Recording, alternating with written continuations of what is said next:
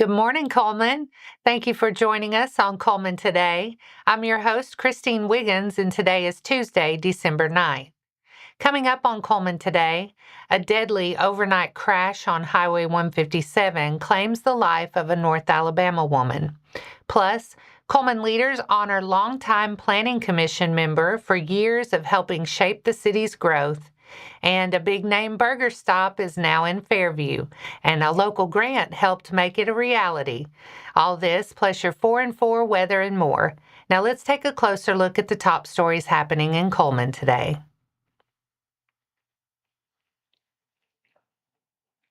A Waterloo woman was killed in a single-vehicle crash on Alabama Highway 157 near the Cullman County line Sunday night, December 7th. Alabama State Troopers identified the victim as 29-year-old Kaylee V. Page of Waterloo. Investigators report that the 2021 Tesla she was driving left the roadway, struck 2 trees, and caught fire. Page was pronounced dead at the scene. A 7-month-old passenger in the vehicle was also injured and taken to a local hospital for treatment. No further details about the child's condition have been released. The crash happened on Highway 157 near mile marker 17, about 1 mile north of Battleground in Morgan County.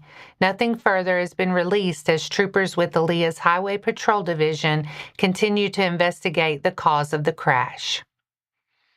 Mayor Woody Jacobs and the City of Cullman are honoring longtime Planning Commission member Steve Cummings for nearly 18 years of service. Cummings has served on the Cullman Planning Commission since May 14, 2007, helping review subdivision plans, zoning requests, and other projects that have guided the city through a major period of growth and development. City leaders say his approach has been steady, practical, and focused on what would best serve residents and local businesses. Over the years, he's helped the city navigate key development decisions and long-range planning efforts that support Cullman's continued progress. To mark his service, Mayor Jacobs presented Cummings with a certificate of appreciation and thanked him for the time and care he invested in the community. The City of Cullman says it's grateful for Steve Cummings' commitment and the important role he's played in shaping the community's future. The Alabama Mountains, Rivers, Valleys Resource Conservation and Development Council joined local leaders, state officials, and residents to celebrate the grand opening of the new Jack's Family Restaurant in Fairview with a ribbon cutting. The project was made possible in part by a $30,000 AMRV RC&D grant that helped expand sewer system capacity, a key infrastructure upgrade that cleared the way for the new development.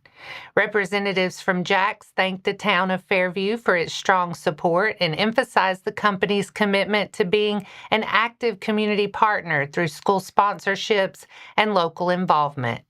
Fairview Mayor Clint Haynes credited a broad team effort for bringing the restaurant to town and highlighted Jack's as a sign of Fairview's growing future. State Senator Garland Gudger and Representative Heath Albright both pointed to the project as an example of how targeted infrastructure investment can spur jobs and economic growth.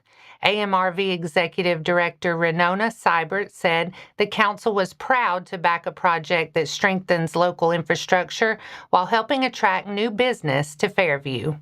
And that's all for our top stories this morning. Coming up next, Cullman High Theatre is racking up more statewide honors, how this student cast is taking center stage again.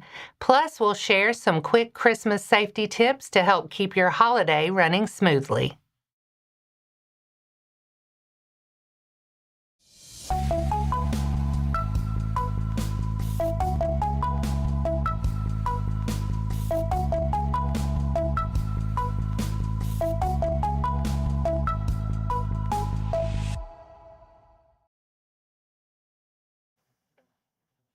Welcome back. Now it's time to speed things up with a news rundown. 4 stories in under 4 minutes. Karma's Coffee House transformed into a mini North Pole as families packed in for Christmas stories, cookies, carols, and photos with Santa and Mrs. Claus. Annabelle House has more. Karma's Coffee House hosted a heartwarming holiday event on Sunday, December 7th, welcoming families to spend the afternoon listening to stories and enjoying holiday activities and meeting Santa and Mrs. Claus. From noon to 2 p.m., children gathered to hear Santa and Mrs. Claus take turns reading Christmas tales, and afterward, Miss Claus handed out sugar cookies. Karma's provided one free cookie for each child as young visitors colored nativity-themed pages and wrote letters to Santa. Music filled the coffee shop during a group sing-along of Jingle Bells, led by Santa himself.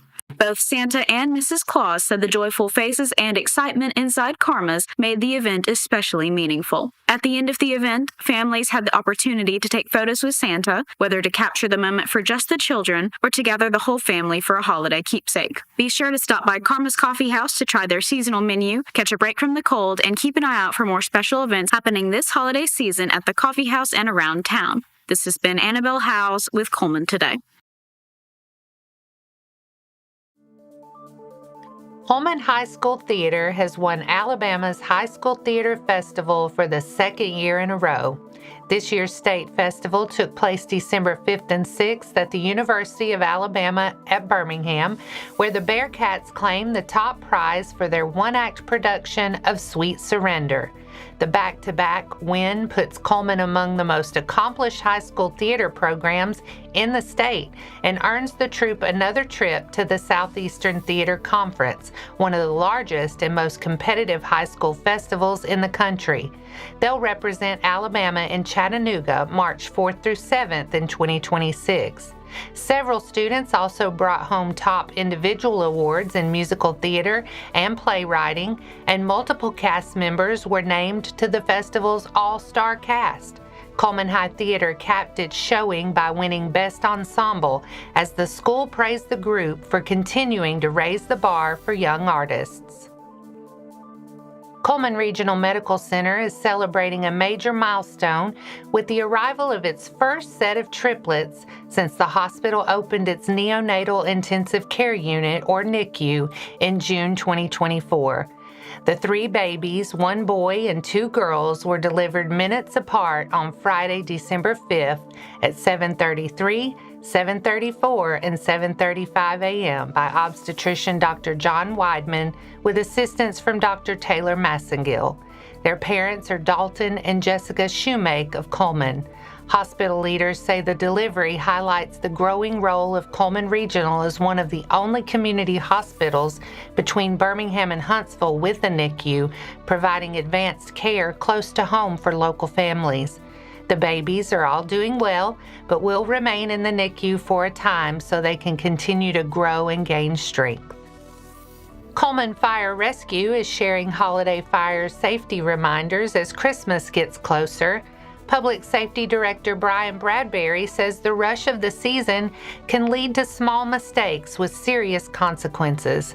Families are urged to keep live Christmas trees fresh and watered every day and to place them away from heaters, fireplaces, and candles. Artificial trees should be flame retardant and checked for damage before decorating. Fire crews also encourage residents to inspect all light strands, replacing any with frayed wires, loose bulbs, or cracked sockets, and to avoid overloading outlets or power strips. LED lights stay cooler and use less power. Candles and space heaters need extra room and attention. Heaters should stay at least 3 feet from anything that can burn.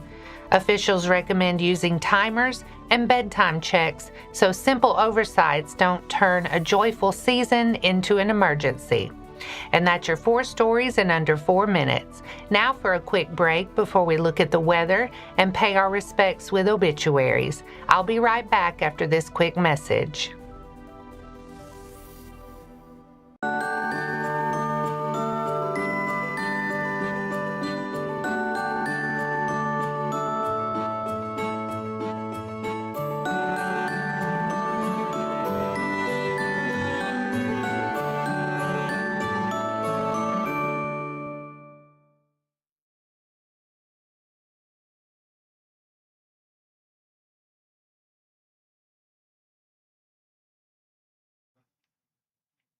Let's take a moment to pause and remember those who have lost their lives this week.